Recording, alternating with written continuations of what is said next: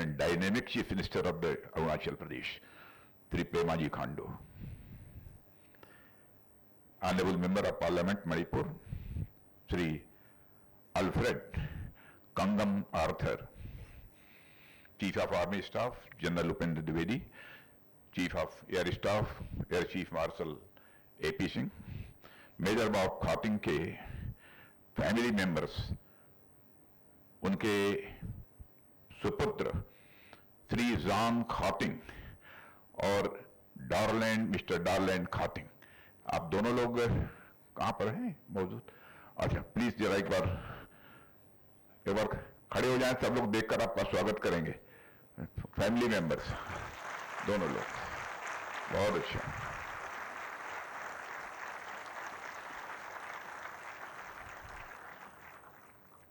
यहां मौजूद सभी ऑफिसर्स, लेडी एंड जेंटलमैन, आज असम राइफल्स और यूनाइटेड सर्विस इंस्टीट्यूशन द्वारा यह आयोजित major Bob Khathing memorial lecture में आप सब ने मुझे आमंत्रित किया, इसे मैं अपना सौभाग्य मानता हूं। मैं आप सभी को और खासकर इंडियन आर्मी, असम राइफल्स और यूएसआई को इस कार्यक्रम के लिए विशेष रूप से बधाई देता हूं। साथियों, आप सबके समक्ष कुछ भी कहने से पहले मैं इस मंच से भारत माता के महान सपूत मेजर बॉब खातिंग का स्मरण करते हुए उनकी वीरता को भी श्रद्धापूर्वक नमन करता हूं। मुझे याद है कि बीते वर्ष अक्टूबर महीने में दीपावली और राष्ट्रीय एकता दिवस के अवसर पर मुझे तवांग में निर्मित major Ralengnao Bob Khathing museum of valour को वर्चुअली इनॉग्रेट करने का अवसर प्राप्त हुआ था। और जैसा हमारे पेमा खांडू जी ने बतलाया कि वर्चुअली इसलिए क्योंकि मौसम खराब होने के कारण लाख प्रयत्नों के बावजूद मैं वहां नहीं पहुंच पाया था। और ऐसा कई बार होता है जब उन एरियाज में आपको खराब मौसम की वजह से कहीं नीचे रुकना ही पड़ता है।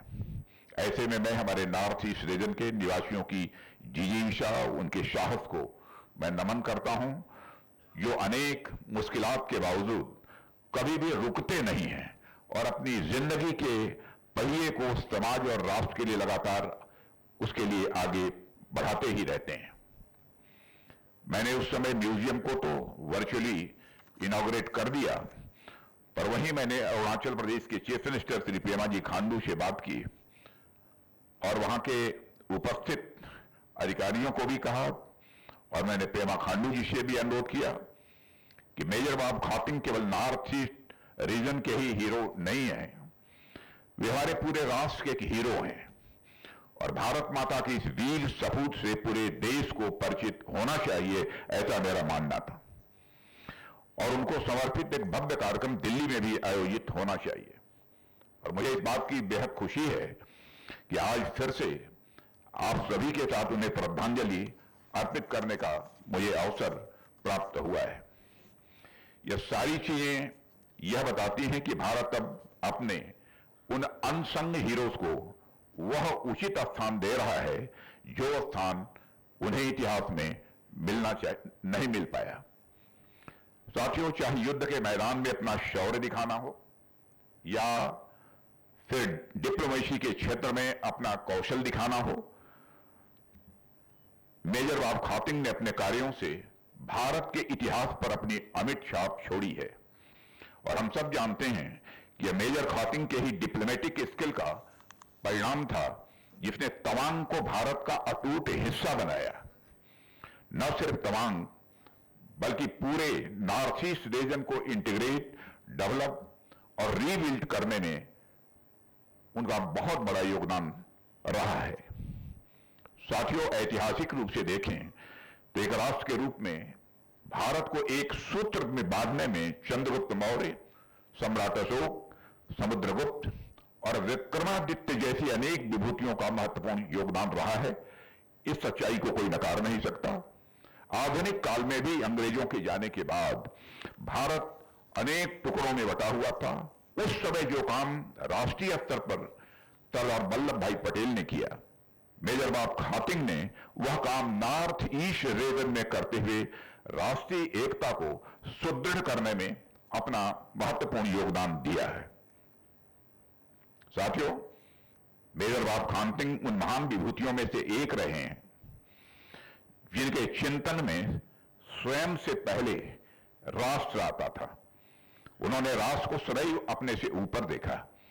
किसी भी राष्ट्र का चरित्र कैसा होता है, उसका स्वभाव कैसा होता है और उसका भविष्य कैसा होगा, यह इस बात पर निर्भर करता है कि उस राष्ट्र के लोगों का चिंतन कैसा है, उस राष्ट्र की चिंतन की परंपरा कैसी है। यहां चिंतन परंपरा से मेरा तात्पर्य यह है कि उस राष्ट्र के लोग अपनी भूमिका को किस प्रकार से देखते हैं। उस राष्ट्र के लोग अपनी संस्कृति के प्रति, अपनी सभ्यता के प्रति तथा अपने राष्ट्र के भविष्य के प्रति किस प्रकार की सोच रखते हैं। ये सारी चीजें किसी भी देश की चिंतन परंपरा में ही आती हैं। और भारत इस मामले में सौभाग्यशाली रहा है कि हमारे पास हर समय, हर युग में बड़ी संख्या में ऐसे लोग रहे हैं जिन्होंने अपने से भी ऊपर इस देश को प्राथमिकता दी है। मेजर बाब खातिंग भी उनमें से एक प्रमुख व्यक्तित्व हैं। राष्ट्र की सुरक्षा, अखंडता और संप्रभुता उनके चिंतन का सबसे प्रमुख अंग रही है। साथियों, किसी भी महत्वपूर्ण व्यक्ति के जीवन में हमें कई सारे आदर्श देखने को मिलते हैं। यह आदर्श ही है जो इन विभूतियों को हमसे जोड़े रखते हैं और उन्हें हमारे भीतर जिंदा रखते हैं।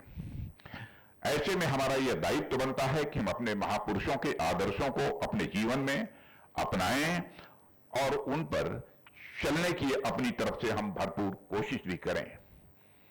मेजर बाब खातिंग की जीवन यात्रा क्या यदि मैं आकलन करूं तो मुझे लगता है कि एक सरकार के रूप में हमने उनके कई आदर्शों को आत्मसात भी किया है। इसके कुछ उदाहरण मैं आपके सामने यहां पर रखना चाहूंगा। मेजर बाब खातिंग के बारे में एक बड़ी महत्वपूर्ण बात है कि उन्होंने बड़ी कुशलता से तवांग के इंटीग्रेशन को अंजाम दिया था। और इतनी ही महत्वपूर्ण बात यह कि इंटीग्रेशन का वह पूरा कार्य बिना एक भी गोली चले हो गया था। हम सब जानते हैं कि तवांग भारत के प्रमुख बौद्ध स्थलों में से एक है। पूरी दुनिया को अहिंसा का संदेश देने वाली उस धरती का भारत में इंटीग्रेशन भी बाब खातिंग ने अहिंसा के दम पर ही किया। इतने बड़े क्षेत्र को, इतने इंपॉर्टेंट क्षेत्र को बिना किसी हिंसा के भारत में शामिल कर देना कोई यह छोटी बात नहीं है। अपने आप में मैं मानता हूं कि बहुत बड़ी बात है। और इन्हीं आदर्शों पर चलते हुए हमारे प्रधानमंत्री जी के नेतृत्व में हमारी सरकार ने जम्मू और कश्मीर का भारत में पूर्ण विलय किया। और आर्टिकल 370 भारत के पूर्ण इंटीग्रेशन में एक बहुत बड़ी बाधा थी। सारा देश इस बात से अच्छी तरह अवगत है। हमने उस बाधा को दूर किया है। और सबसे बड़ी बात यह है कि हमारे इस प्रयास के दौरान कहीं एक भी गोली नहीं चली, कहीं किसी नुकसान की भी कोई खबर नहीं आई है। और यह बड़ी बात है। हमने सभी स्टेक होल्डर्स को ध्यान में रखकर पूरी सुरक्षा के साथ, बेहद शांति के साथ इस कार्य को संपन्न किया है। मेजर बाब खातिंग ने हम सबको यह बताया कि राष्ट्र की एकता और संप्रभुता हम सबके लिए पैरामाउंट होना चाहिए। हमने उनके इस आदर्श को आत्मसात किया और आज परिणाम हमारे सामने है। आज भारत एक नए रूप में हमारे सामने है। मैं तो यह भी कहना चाहूंगा कि यह तो बस एक शुरुआत भर है। मेजर बाब खातिंग के दिखाए गए रास्ते पर तो अभी हमें चलना शुरू कर किया है। अभी तो हमें आगे लंबा जाना है और दूर तक जाना है। साथियों, मेजर बाब खातिंग अपनी एडमिनिस्ट्रेटिव प्रोफिशिएंसी के लिए भी जाने जाते थे। उस समय नॉर्थ ईस्ट के अनेक क्षेत्रों में उन्होंने सिविल एडमिनिस्ट्रेशन में भी कई पदों पर अपनी जिम्मेदारी का निर्वाह किया है। उस दौरान उन्होंने जो स्टेप लिए वो आज तक हमें गाइड कर रहे हैं। सशस्त्र सीमा बल के गठन में भी उनका एक बहुत बड़ा कंट्रीब्यूशन रहा है। इसके अलावा नागालैंड आर्म पुलिस का गठन करके भी उन्होंने उस रीजन में पीस स्टेब्लिश किया और जनता तथा सरकार के बीच की दूरी को मिटाने में उन्होंने बहुत ही महत्वपूर्ण भूमिका का निर्वाह किया। नागालैंड के चीफ सेक्रेटरी के रूप में भी उन्होंने कई रिफॉर्म्स की भी शुरुआत की थी। एक सरकार के रूप में हमने भी मेजर बाब खातिंग से उनके गवर्नेंस और एडमिनिस्ट्रेशन के गुणों को सीखा है। हमारी सरकार ने एडमिनिस्ट्रेटिव रिफॉर्म्स पर अपना ध्यान केंद्रित किया है।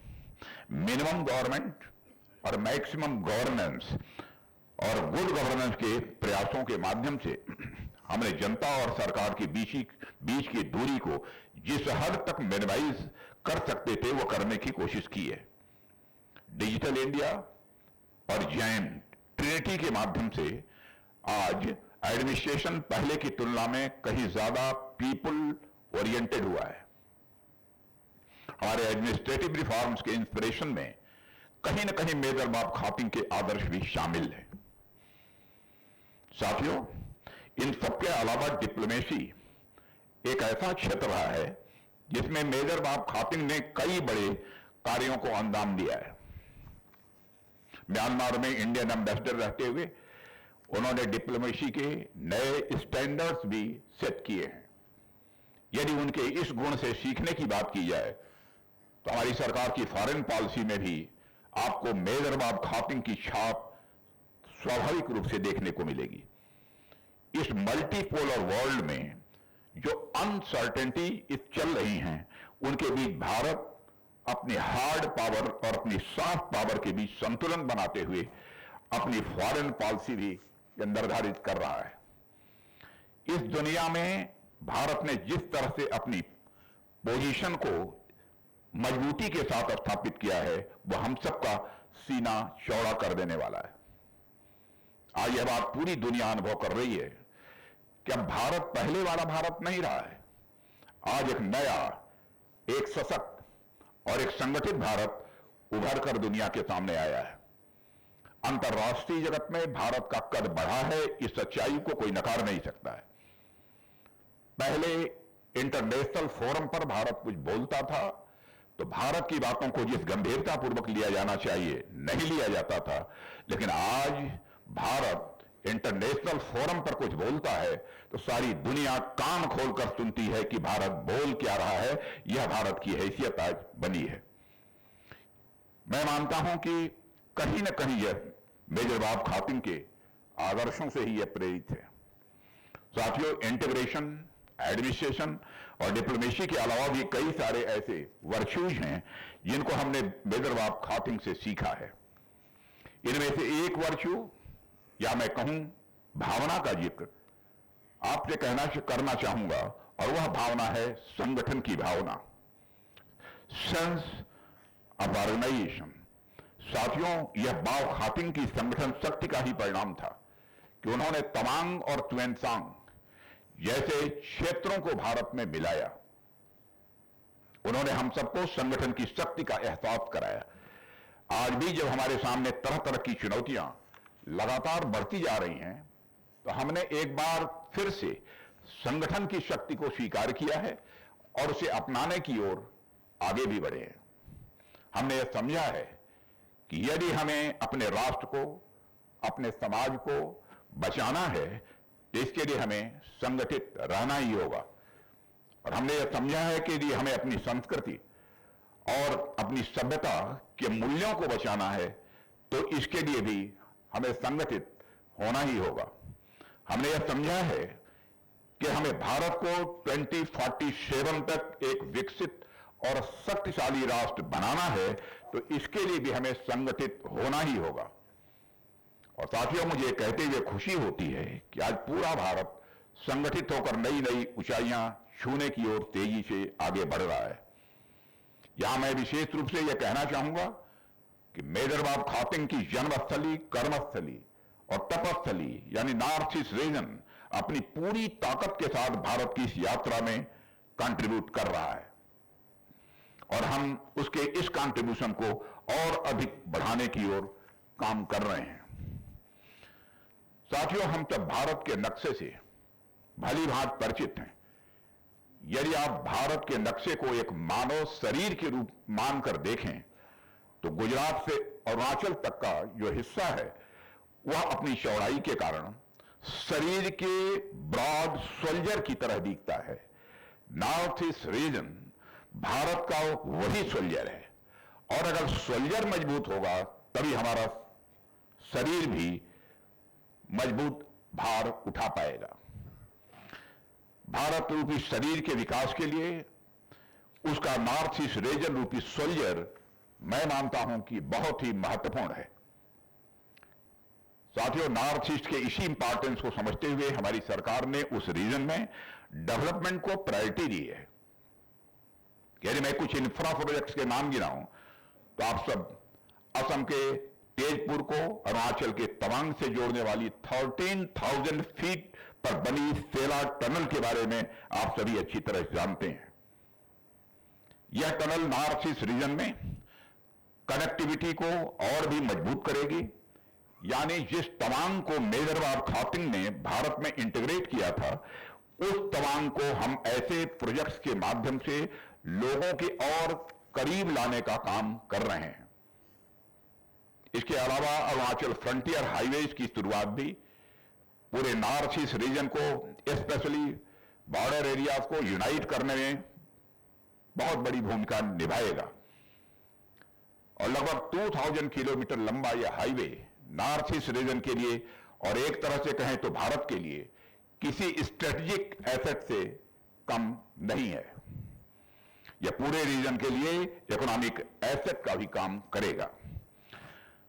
साथियों, रोड्स के थ्रू और ब्रिजेज के थ्रू भी हमारी सरकार ने न सिर्फ प्लेसेस के बीच के डिस्टेंस को कम किया है बल्कि दिलों के बीच की दूरियों को भी मिटाने में काफी हद तक हम लोगों ने कामयाबी हासिल की है।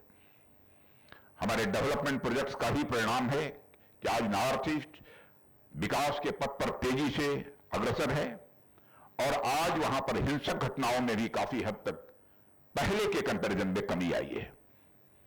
इन सब प्रयासों के ऐसे परिणाम हमारे सामने हैं जिनकी हमने कभी कल्पना भी नहीं की होगी। और अभी कुछ ही दिनों पहले मैं कहीं देख रहा था कि अमेरिका के एक फेमस डेली न्यूयॉर्क टाइम्स ने 52 प्लेसेस टू विजिट इन 2025 की एक महत्वपूर्ण लिस्ट निकाली है। इसमें उसने विभिन्न पैरामीटर्स पर ऐसे विजिटिंग प्लेसेस को आइडेंटिफाई किया है जो दुनिया में बेहतरीन माने जाते हैं। आप सभी को यह जानकर प्रसन्नता भी होगी, गर्व की अनुभूति होगी कि हमारे असम को इस लिस्ट में टॉप 4th नंबर पर जगह दी गई है, जो कि बहुत बड़ी बात है। आज हम सब जब भी नॉर्थ ईस्ट रीजन में जाते हैं तो वहां की सुंदरता को देखकर स्वाभाविक रूप से कोई भी मोहित होता है, लेकिन इतने सुंदर प्रदेश को भारत में शामिल करने में जिन लोगों का योगदान रहा है उन लोगों को कहीं न कहीं भुला दिया गया था।